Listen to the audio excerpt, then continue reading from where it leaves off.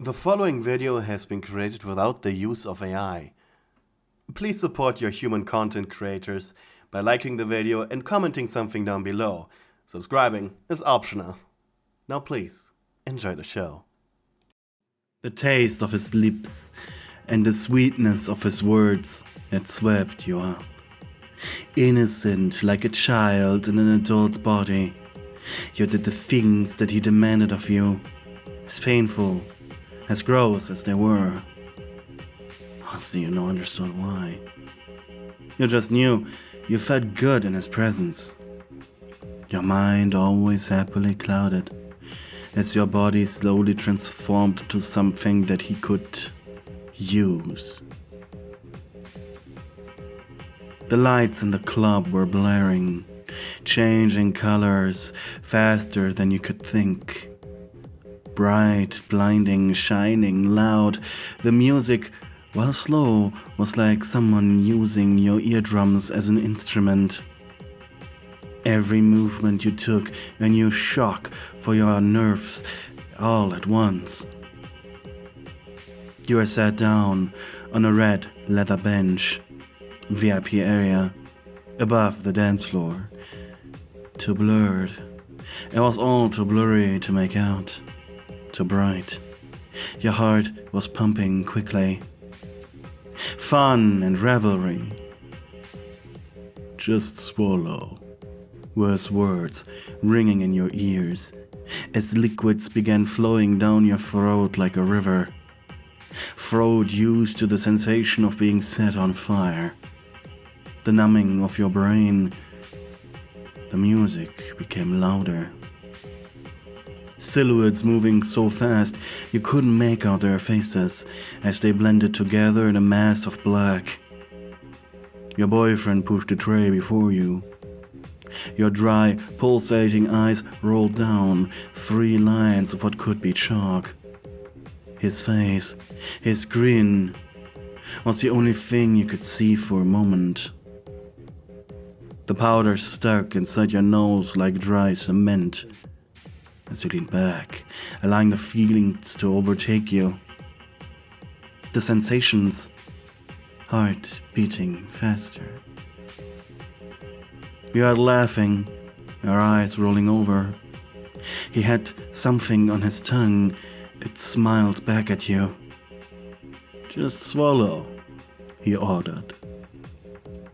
As his tongue pressed onto yours, accepting the little smiley sticker in your mouth.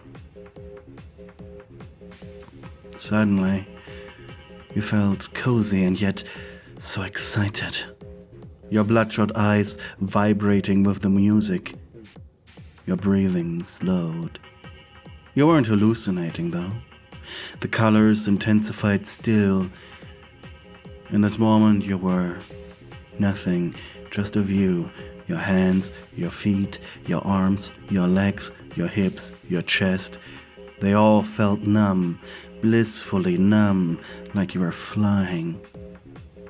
You knew from the past that standing up in this state, to chase the high, that this would only lead to you falling. You'd hit your head bad once. There was blood everywhere, but he assured you no hospital was needed. And well, you were still alive, right? It might not feel like you were alive now, but your eyes became heavy. The world around you speeding up, slowing down, and speeding up again. As sweat was running down your face like tears.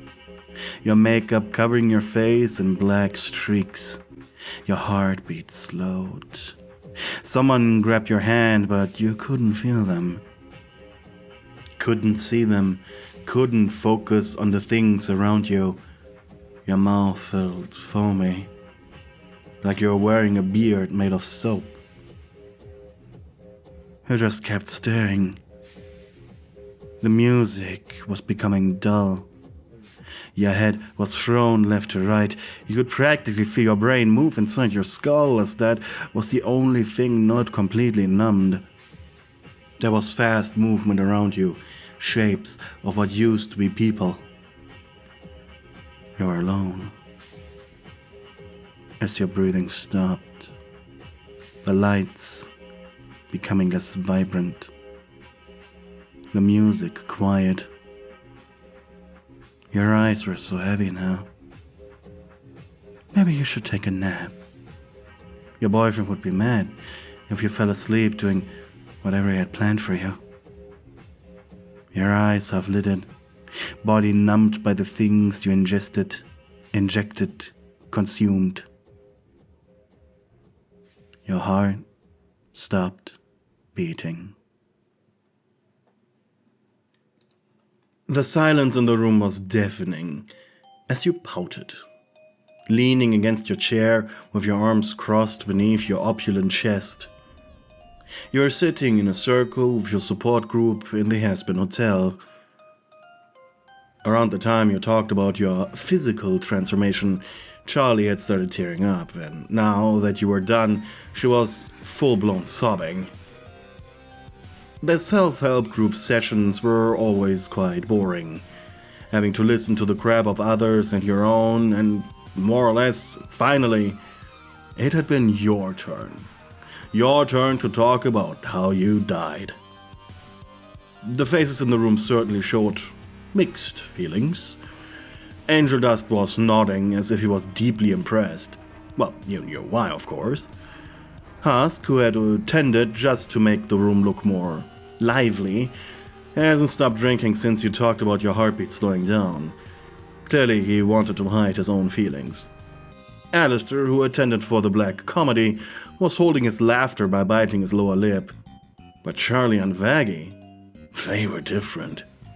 Charlie was completely besides herself, whipping back and forth on her seat, while Vaggie just proudly nodded at you as she consoled Charlie.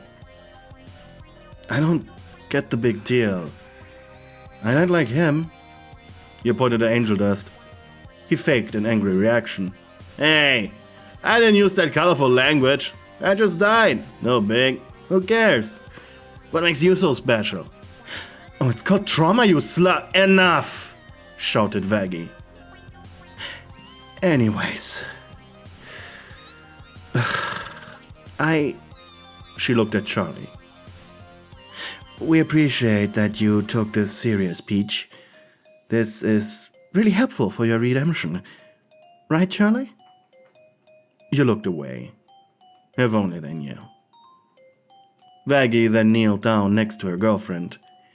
Charlie, should we end today's session early? Lucifer's daughter nodded. Okay. This was maybe a little much for her. Let's call it quits today, everyone. See you soon. As everyone was leaving, Vaggie and Charlie stayed behind. In hell, you had become Peach, the false succubus, due to the sins you committed that got you here in the first place. You are one of the 3 false demon species. In simple terms, false demons were sinner-born demons whose appearance, powers, and even parts of their life. In simple terms, false demons were sinner-born demons whose appearance, powers, and even parts of their very DNA were equal to those of their hell-born counterparts. The 3 types were false imps, false succubi, and false hellhounds.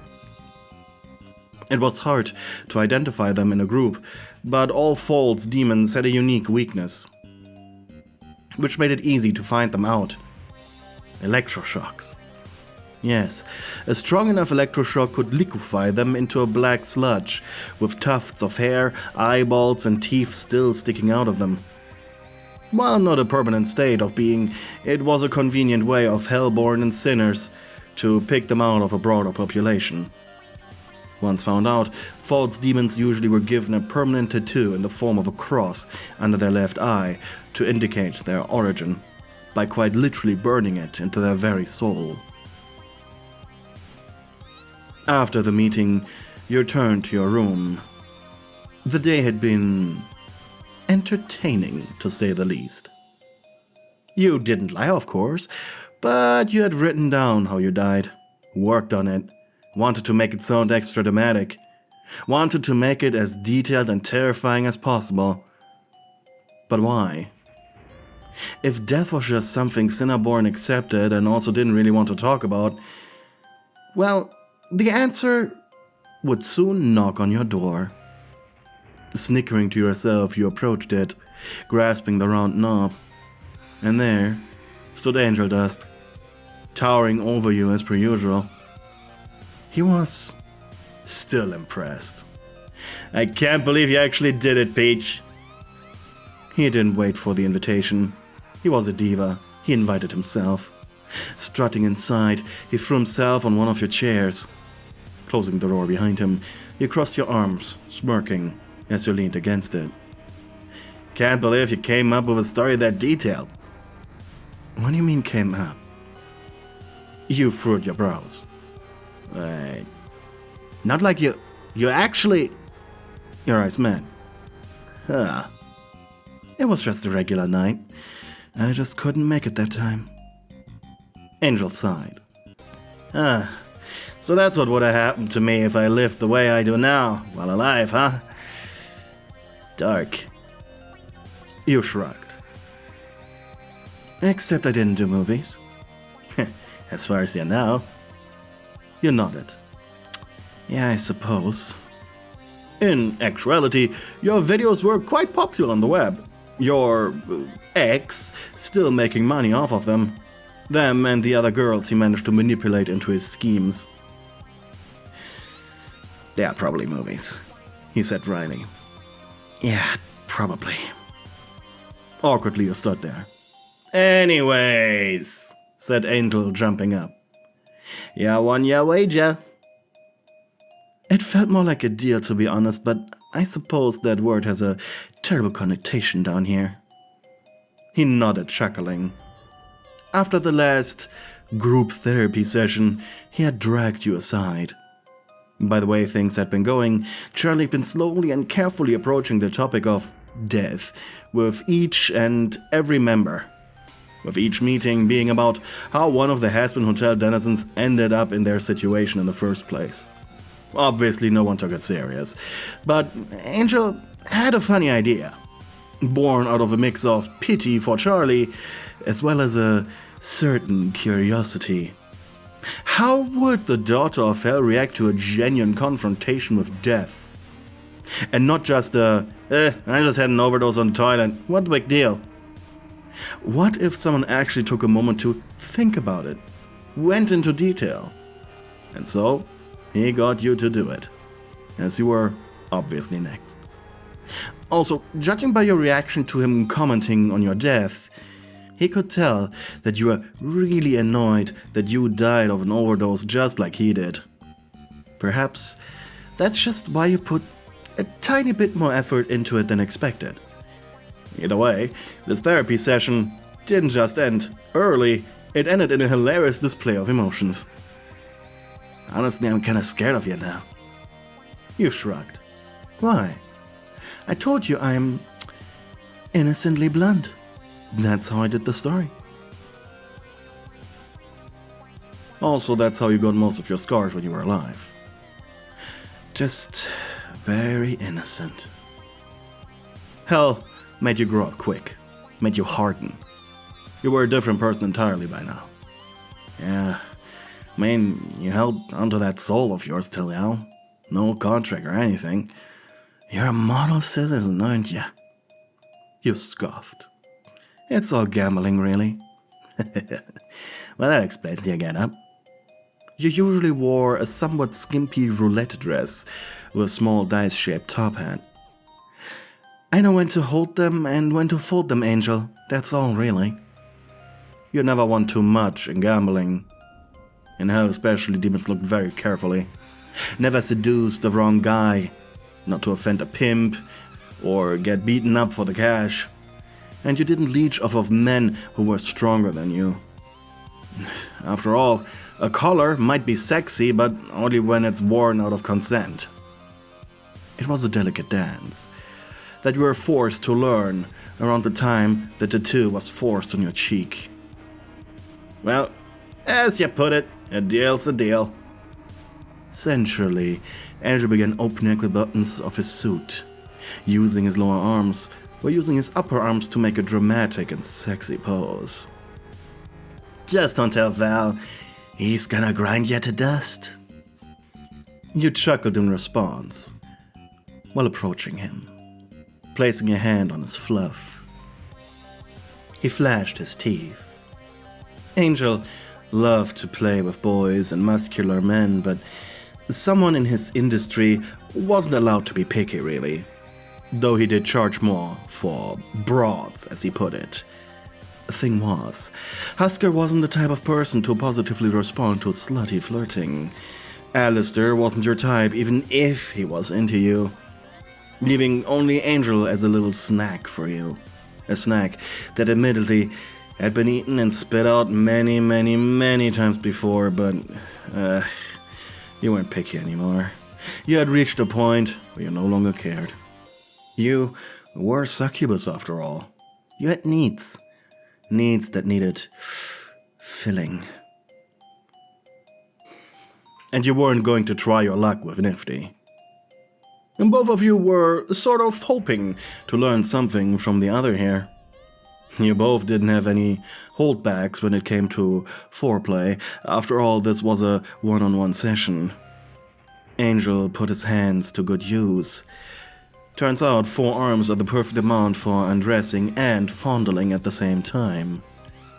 Your embrace was passionate, but not romantic in the slightest. Both of you knew what the other was here for, after all. Unrelenting and merciless mating. It was ironic, really.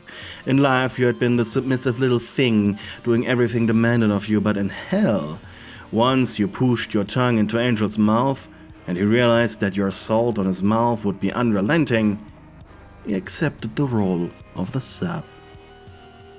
Your tongue, as a succubus, was devilishly long, practically playing with his throat. Smirking into him, you grabbed his behind with both hands. He wasn't gagging. Expected, but not disappointing. It meant you could take full advantage of it. And Angel could feel that slight hint of disappointment and respect as the long appendage stopped reaching deeper into him. Slowly and lavishly you pulled out of his mouth. Man, he coughed, using one hand to rub over his throat. You succubi have the best tongues in all of hell. I wish there were more of you in the Pride lair.